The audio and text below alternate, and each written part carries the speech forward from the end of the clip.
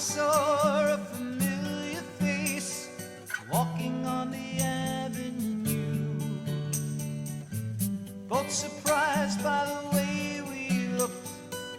The years had changed us too. Hello again. Welcome to another episode of Gung Ho. It's October 15, 2025, and this is Jim Henry. Now he's my co-host, I think. We're going to concentrate on best friends, Trump and Epstein. You want to start with Epstein? Well, there's a lot to talk about, but yeah, the Republicans are trying to cover up the whole Epstein thing. This has been going on for a while. It's caused a big split in the Republican Party. You have Marjorie Taylor Greene calling for the release of all the data that they're concealing. The latest thing we found out is a huge scandal involving J.P. Morgan, the largest U.S. bank, basically sitting on 4,725 suspicious activity reports involving Epstein's accounts, and a total of $1.5 billion going through J.P. Morgan to all kinds of players all over the world. And it looks like this is much more than a pedophilia network. It's a money laundering and extortion network that Epstein was running. And J.P. Morgan, we have a Chase branch down in Sag Harbor, was right in the middle of it. What they did was they're supposed to file suspicious activity reports within 30 days with the U.S. Treasury. In this case, they sat on them for at most as much as 14 years. Until he died. Until, the reason they released them in 2019 or put him to the Treasury was because he had died. And he had threatened to reveal all the clients that J.P. Morgan had acquired, their private banking department, through Jeffrey Epstein. And so it's a substantial scandal. The U.S. Treasury right now, Secretary Bizant, who is just in Argentina, bailing out the president of Argentina with another $20 billion, has been sitting on these FinCEN reports, these suspicious activity reports that are about controlling money laundering, for months. And the Senate has tried to subpoena them, but the Republicans blocked it. Senator Wyden from Oregon, Democrat. Yes, a very good senator from Oregon. And he's the one that has those 4,700 transactions. Yeah. And he says it shows a lot. There is an international pedophile ring. Well, there's a pedophile ring, but there's also other things going on. This involves lots of famous people, but also lots of people who are giving information to this spying network that Epstein was running on behalf not only of the Russians, but also of Mossad. So this is a huge outrage, and it's all bottled up because they won't release the actual data so that the Senate could analyze it in more detail and hold hearings about it. There are a couple other banks involved. Bank America is involved, Deutsche Bank. So right now we're trying to get the European bank regulators to take a look at these institutions. I mean, who is this guy Lutnick that said he was in Epstein's home? They live next door to one another? Lutnick is Secretary of Commerce, and he's been, very close to, he lives next door to Epstein, literally. But he claims that he had nothing to do with Epstein. But he claims he went in his home on one occasion. Yeah, and was approached in a very weird way by Epstein. In the center of the home, which is supposedly the biggest brownstone in Manhattan, he had a massage table. Yeah, and exactly. He was explaining to Lutnick and he started getting too close to him. Right. And away, Lutnick knew this guy's bad news. Well, he had a lot of games that he was playing. It wasn't just pedophilia, but anybody who knew him knew that he was convicted in 2008 and has spent a 1-year sentence in 2008. So all of these dealings that we're talking about went on after that, and there's no excuse for them. what we suspect is that he was running an espionage ring. And one of the things he was doing was dealing with very senior people in Silicon Valley. You know, Peter Thiel, he met numerous times. Peter Thiel was J.D. Vance's big sponsor. There are a number of people that are looking at this right now. Peter Thiel. Peter Thiel is the one of the investors in Palantir. He helped advance J.D. Vance's career. Absolutely, he hired J.D. Vance as a hedge fund guy. Right out of law school, I think. But Thiel was just giving a speech at the Commonwealth Club. I mean, these people are just off the wall. I mean, he was giving a speech at the Commonwealth Club in San Francisco, which is, I've spoken there, and it's a place where you go and have serious conversations about weighty issues. Peter Thiel's topic was the Antichrist. He gave a 4-hour lecture on this weird theory that he has about the Antichrist. So this guy is off the wall, and in this case we have him mentioned again and again in Epstein's emails to people like former Prime Minister Barak of Israel. But it seems like they planted people in some of the key companies in Silicon Valley. They were interested in AI in particular. Putin was obsessed with the fact that Russia has no particular advantage in the AI industry. And so there's a lot more to come out about this. But the bottom line is the U.S. Senate can't get its hands on this data that's sitting in the U.S. Treasury that we expose what we think is the real Epstein network, which is the follow the money network that ran through J.P. Morgan. In my experience, the FBI does the investigation. They think something is going on. They start an investigation. They gather up the evidence. Then they go to the Department of Justice and say, this is what we have. Right. This was involved, and this is what they did. And then the lawyers there say, okay, we'll look at it. Then they come back and say, you're right about this guy no, but this guy did this. And they make a decision who to go after, the lawyers in the Department of Justice. Well, in this case, J.P. Morgan's compliance department wanted him gone as a client as early as 2011 because they knew he'd been convicted of pedophilia in Florida. J.P. Morgan's senior management vetoed that. Jeff Staley was head of the investment bank and had been head of the private banking. They must have made millions of dollars in fees. Well, he was introducing people like Bill Gates to J.P. Morgan and saying, let's do some private investment together. And there were a whole list of people that we suspect were introduced to J.P. Morgan, and that was the issue because Epstein is no longer a client of J.P. Morgan after Jeff Staley leaves in 2013, but Morgan sits on these suspicious activity reports for another 6 years until Epstein dies.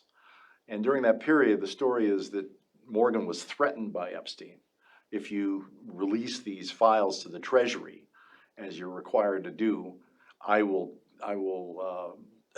tell the truth about all the people I introduced to your bank and that you turned a blind eye to.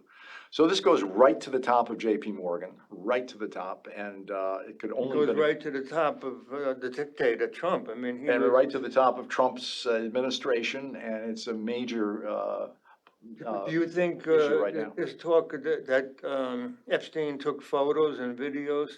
You hear anything about that? Well, there's all kinds of videos that were missing from, first of all, the Palm Beach County investigation. We just don't know where they are. There's a suspicion that some of those are sitting in Vladimir Putin's lap because he's got so-called compromat and Trump. I'm more of the, I'm more in the camp that's focusing on the money side of this and the huge transactions going on. Not only J.P. Morgan, but also Deutsche Bank, Bank of New York. We have Bank America involved. We had Spur Bank from Russia, and Julius Baer, which is another Swiss Senator bank. Wyden, yeah. Said So- there were like 6 Russian banks. So the problem is to shake the tree and get this data, because they're hiding it, and they're sitting on it, and they can't deny it. All right, geez, okay. We also had Felix Sater coming up to finally All getting right. some justice this week. Our Felix friend. Sater, there was a verdict against him for money laundering $52 million. There's a $52 million jury And award of a. Tell us where for that money started out. Well, among many other financial activities, Felix was, of course, he started working for Donald Trump in 2002 or so. He was deeply involved in helping to start a company called Bayrock, which was a big investor in the Trump Soho. It helped to finance Donald Trump's recovery.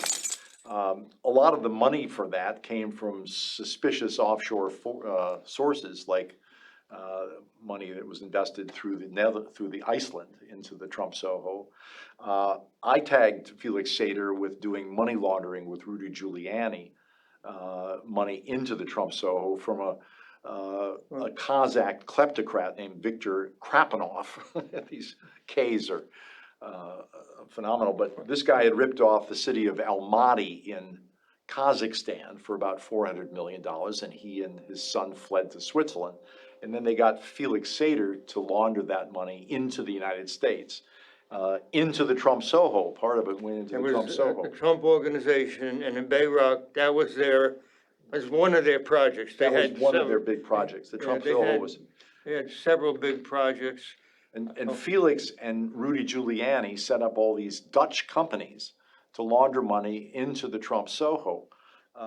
We went to the Netherlands with a bunch of other journalists in 2017, tried to get them to investigate this, and they said, well, this guy's president of the United States, and there's no significant Dutch authorities involved. But this was a clear-cut case of where Sater was money laundering, and the case that he got nailed for finally last Friday was this Kazakh bank that he had helped to defraud. I think it was $9 billion. $9 billion. His Krapanov's brother-in-law. Just to refresh our involved, audience's yeah. memory, Felix Sater was the main informer on a big case that I had in 2000, USA v. Frank Copa. Felix Sater was definitely the main witness. He, at that time, had lost his broker license. He had been convicted of an assault Yeah. felony. Yeah. So he decided to create a phony brokerage. And he got mafia people involved, Italian and Russian mafia, and he really did it. They really did it.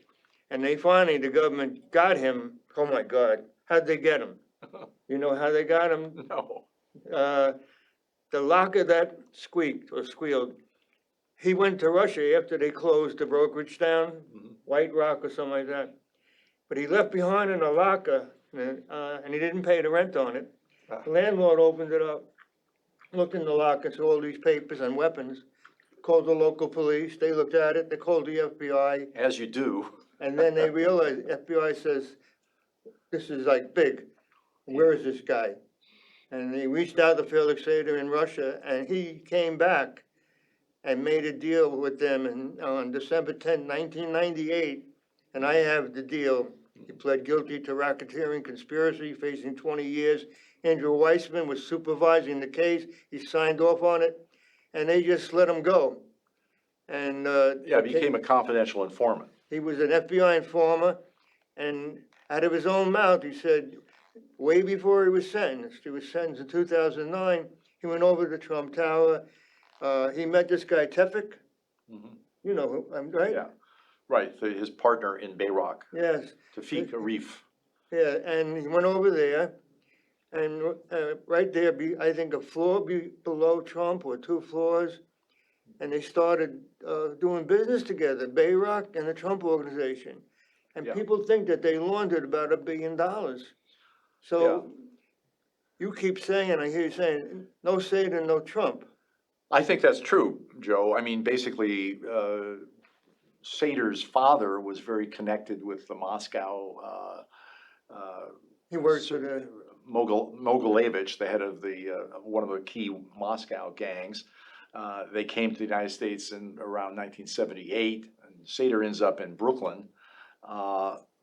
He gets convicted of stabbing some guy with a martini glass. I mean, his story goes on and on.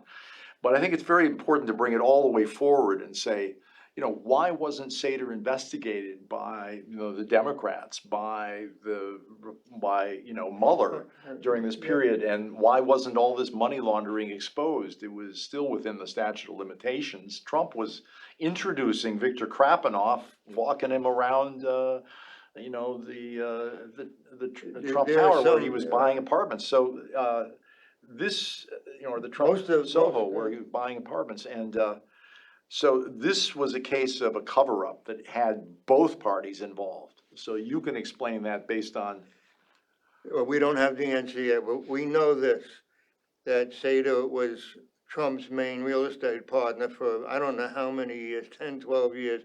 At the same time, he was an FBI informer working for Mueller and Andrew Weissman.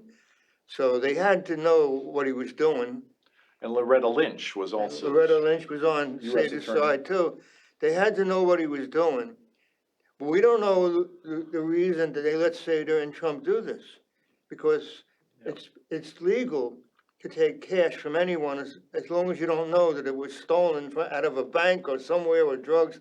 It's legal. But they knew that Viktor Krapinov, I mean, I have photos of Sater and Ilyas Krapinov sitting in Europe.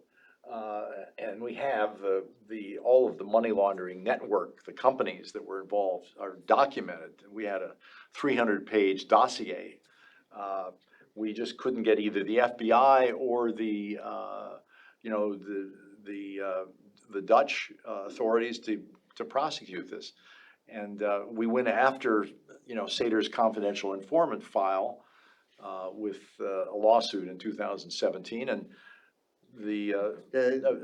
Judge Glasser took the file and he's sitting on it in his And office. he lied about it. And he's lied about it. Yeah, he's still, I think He's a federal judge to this day. he's about 95.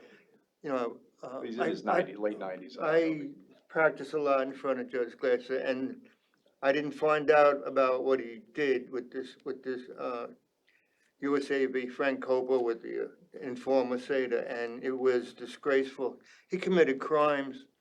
I mean, he actually got Sater's files, and they disappeared. He Yeah. was the last one to have them, and he was telling these lawyers that were trying to get to the truth about Felix Sater and Bayrock and Trump, and he was telling them that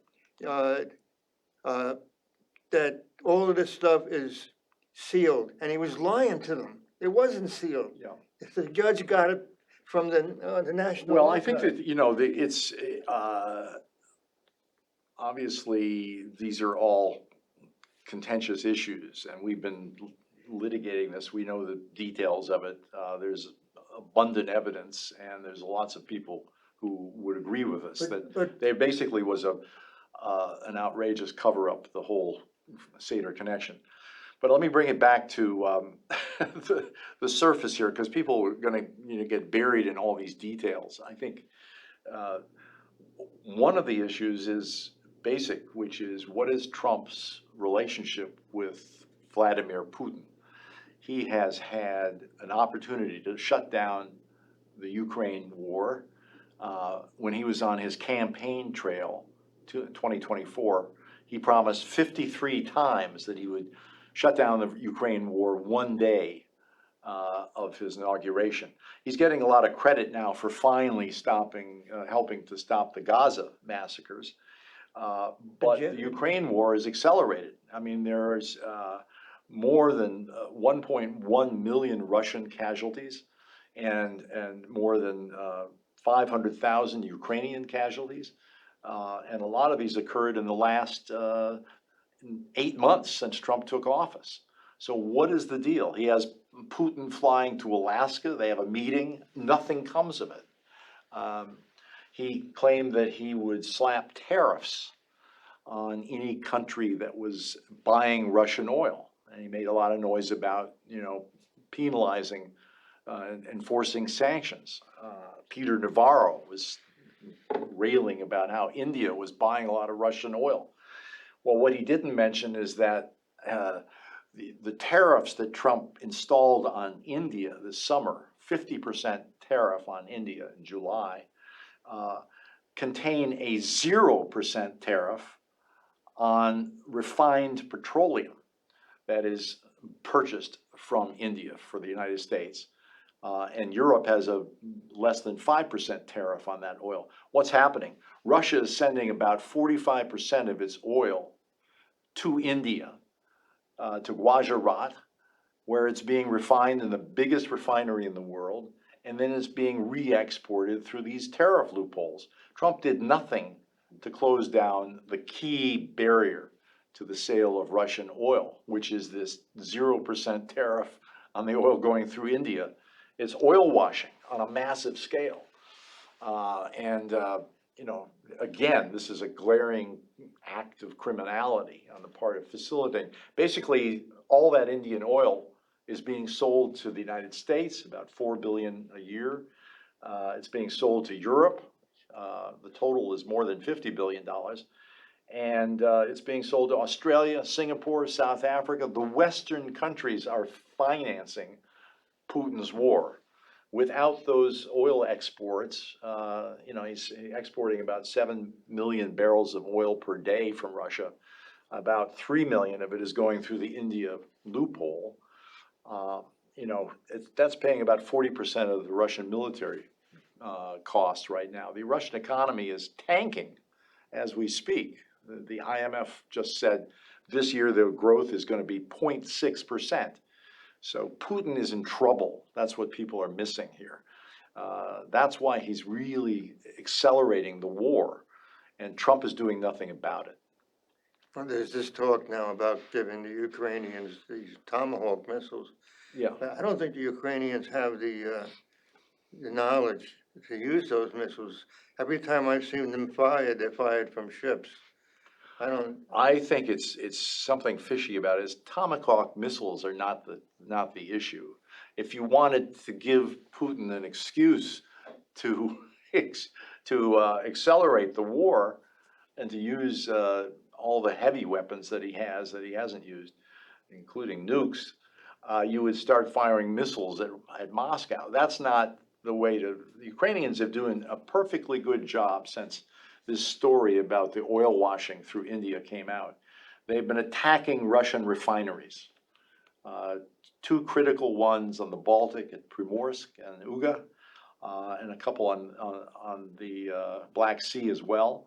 And those tankers, you can follow them. There's a web app called marinetracker.com. You can watch them. It's not a secretive thing. They're hiding in plain view. There are all these big tankers carrying, 1 million gallons of oil all the way through the English Channel, from the Black Sea, from the Baltic ports, through the English Channel, around through the Mediterranean, right through the Suez Canal, all the way to India, where they go to Gujarat. Prime Minister Modi was chief minister of Gujarat. That's where the biggest oil refinery in the world is. And then it's re-exported once it's refined. So Putin is basically quite happy paying, his bills with Indian oil. Trump, based on what we know, some of it firsthand, some of it secondhand, Trump is at least a Russian asset. I called him the Russian candidate. He is doing things to us, to our democracy, to our institutions. He's tearing us down. This is not why, and the question is, why is he trying to destroy all the institutions that helped us keep our democracy? Well, I think that it's clear that he is not only a Russian asset, he's also an Indian asset. He's basically for sale. He was just in the Middle East, and his family was collecting investments in their crypto companies. Witkoff, his negotiator, has a big investment in those crypto companies. They are profiting like, bandits while they're in the White House. So one of the things that's absolutely the case about Donald Trump apart from all of his rhetoric, is that he is out to make a fortune.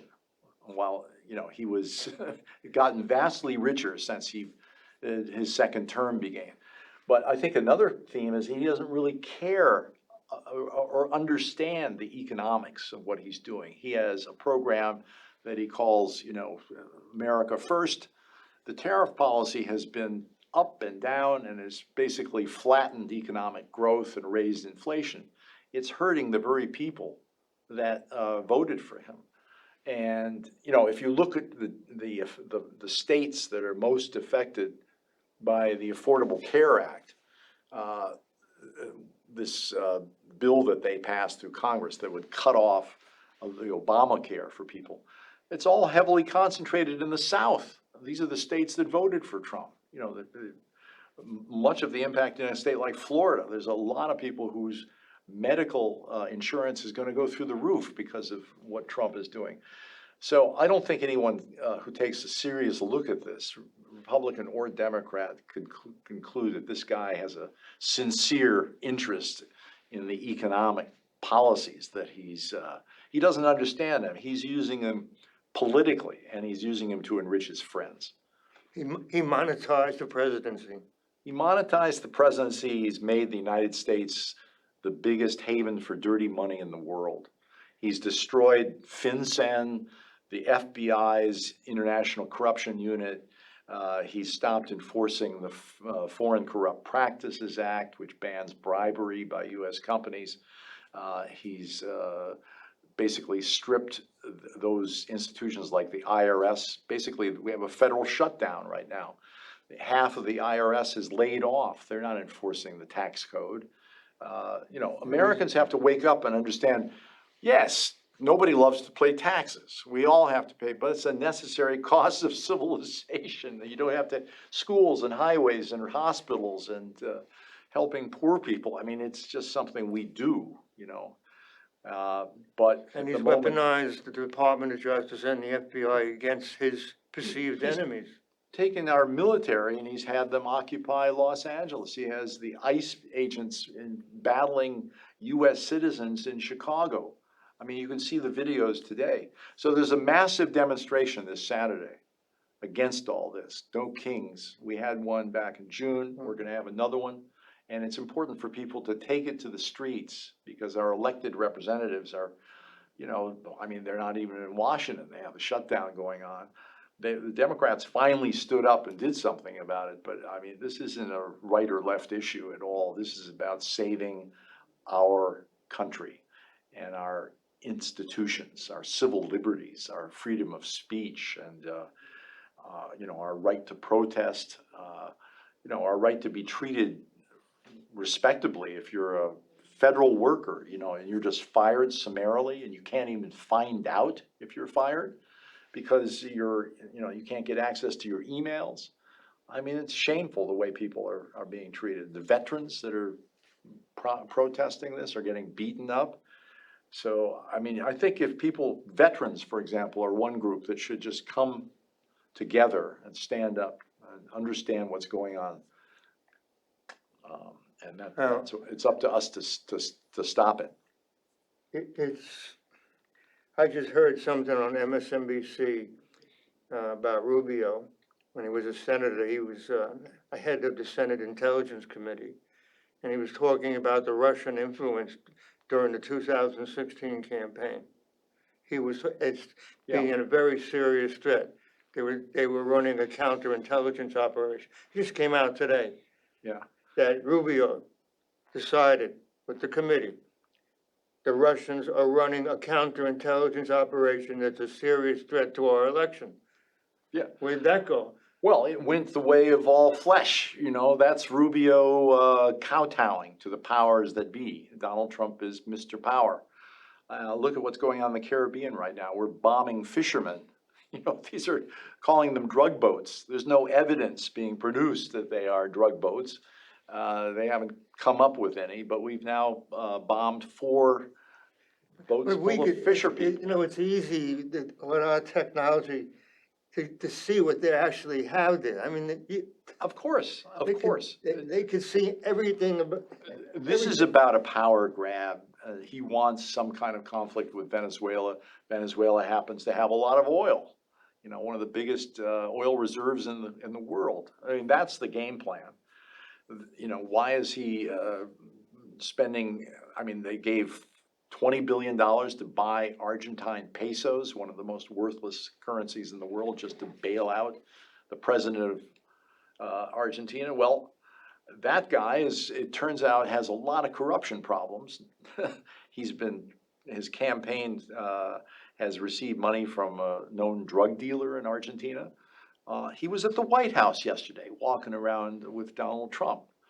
And back in March, he got another $20 billion from the IMF. So, you know, this is a criminal network, really. And when he was celebrating the victory march, whatever, he had some of the world-class dictators right beside him.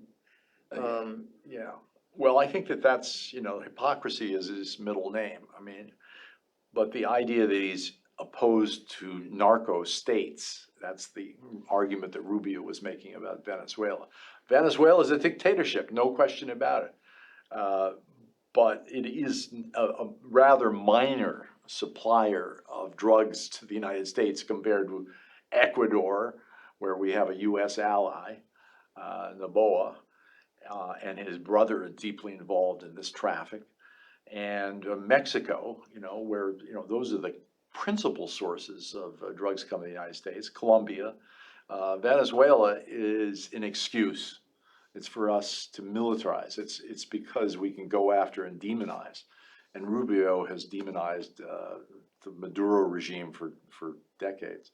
So I think we're in this dark hole here where we have a government that can't be trusted, is not truthworthy, and is militarizing the United States, sending troops into blue states all over the place. Do you think he will leave office peacefully?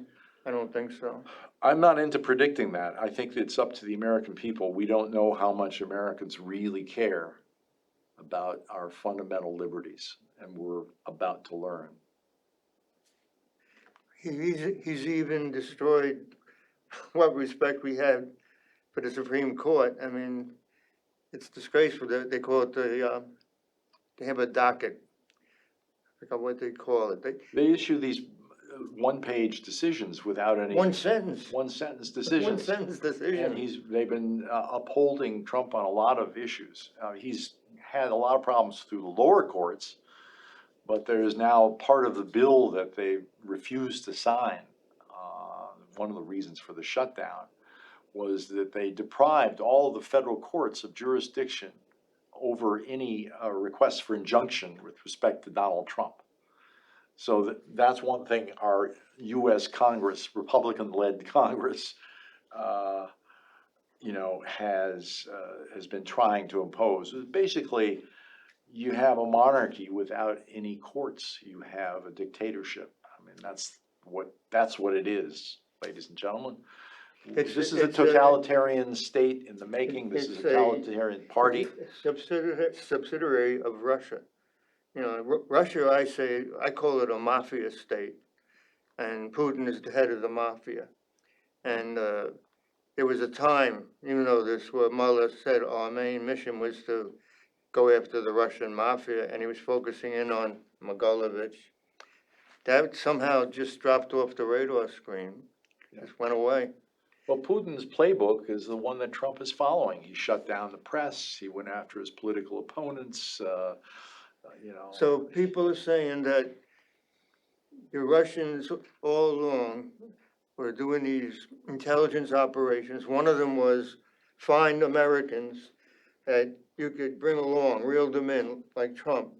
They invited him to Russia in 1987 for a week. Yeah. And him and Ivana, I guess. And when he came back, he took out a full-page ad saying we should pull out of NATO. Everybody knows NATO was formed to protect all of us from the Soviets. And they've been reeling him in, and it's been it was a Soviet intelligence operation, it became a Russian, and now some people, like me and you, say it's the most successful intelligence operation ever, what they've done. They've put someone in here, in our presidency, that is sent, his mission is to destroy us, and he's doing it, and nobody is like saying this except me and you and a few other people. Well, I don't think you have to believe, take it on faith. You know, we have a lot of details about it, but just look at what Trump is doing. He's indulging Putin. He hasn't really tightened up these sanctions. He's created this enormous loophole in his tariffs for Indian oil. And there's a lot of measures that he could be taking. You know, he cut off intelligence to the Ukrainians back in March. He cut off military assistance for a while there. Now he's agreed to sell them weapons, but the Ukraine, He's gonna sell weapons to the Europeans. he's gonna And the sell. Europeans are gonna give the weapons to the Ukrainians. Yeah, I mean, it's not the kind of the United States that I grew up in, which was standing up to fascism. This is, you know, at best, he is, you know, a fair weather friend to those of us who oppose Putin. And I think he's had a lot of opportunities to basically shut Putin down, and he hasn't taken it.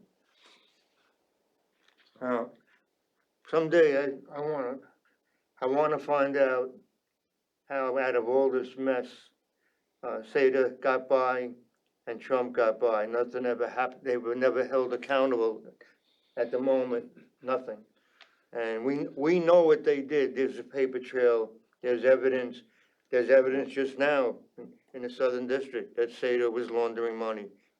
And the plaintiff's lawyers, you have the letter, said this is really on all fours with a criminal RICO case, and it's civil. And they gave Trump a pass. The money's Yeah. going into his Soho business, and they said, no, Trump didn't really, he's not responsible. Well, from my standpoint, you know, he had 6 bankruptcies in the 90s. He would not have recovered without the aid that people like Felix Sater, another guy, Rybolovlov, gave him a big handout in 2008 when he bought his house in Florida.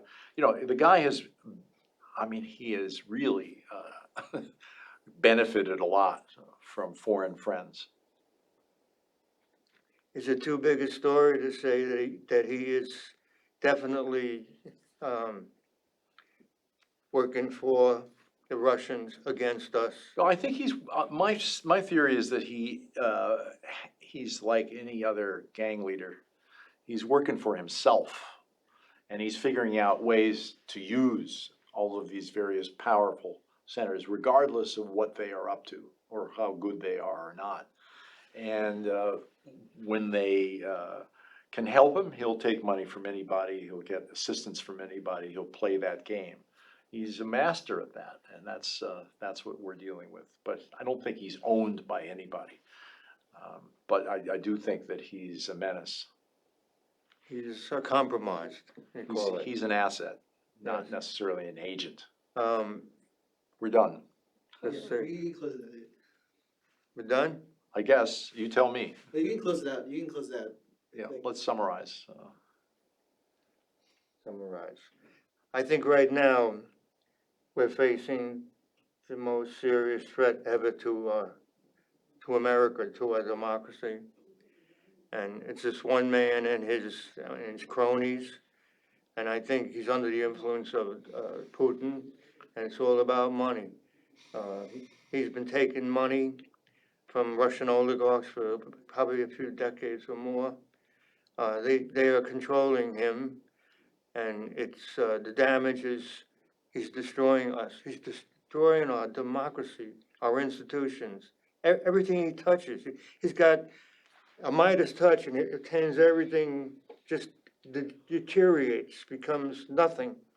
And we're at the point where, like in Nazi Germany, you know, these Gestapo would go out and grab people right off the street or go into their homes and grab them. What's we're doing now? Exactly what was done in Nazi Germany, and wherever else they went.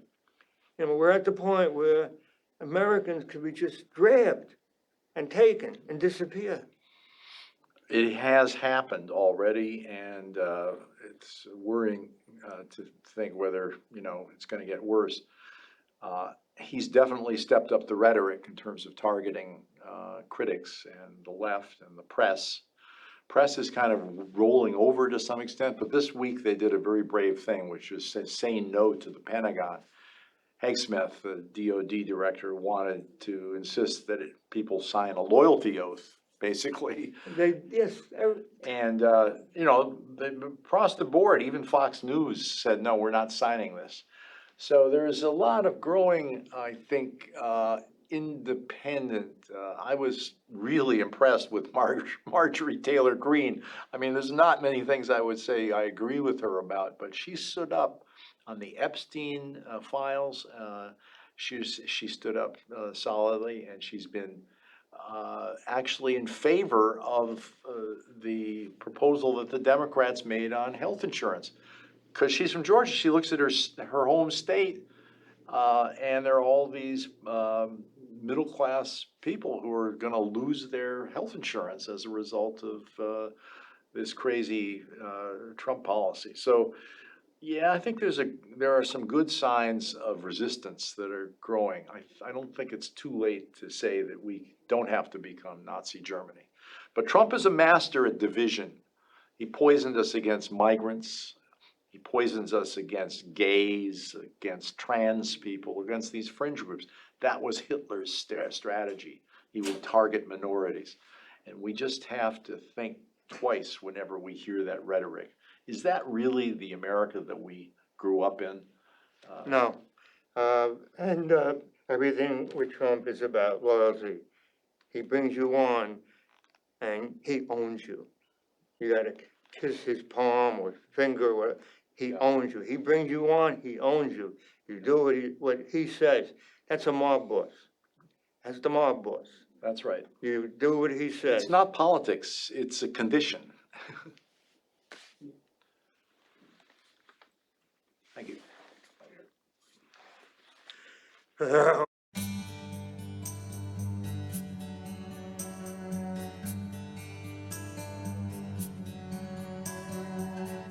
I saw a familiar face walking on the avenue, both surprised